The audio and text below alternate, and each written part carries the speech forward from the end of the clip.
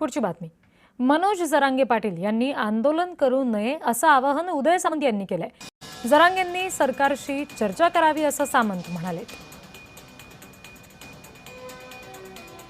29 ऑगस्टला म्हणजे 1 महिन्यानंतर आता 29 जुलै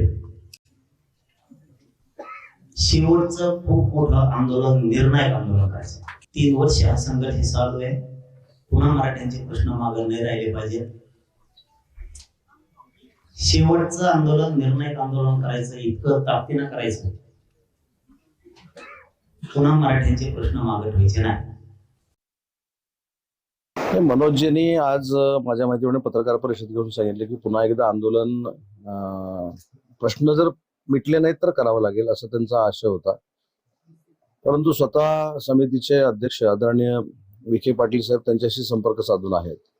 सन्माननीय भाजपाचे आमदार प्रसाद लाड साहेब त्यांच्याशी संपर्क साधू आहे. मी देखील त्यांच्या संपर्कामध्ये आहे. त्याच्यामुळे अपेक्षित असं आहे की त्यांना जे आवश्यक वाटतं आणि ती आश्वासनं जी शासनानं दिलेली आहेत ते मी नक्की पूर्ण करणार आहोत.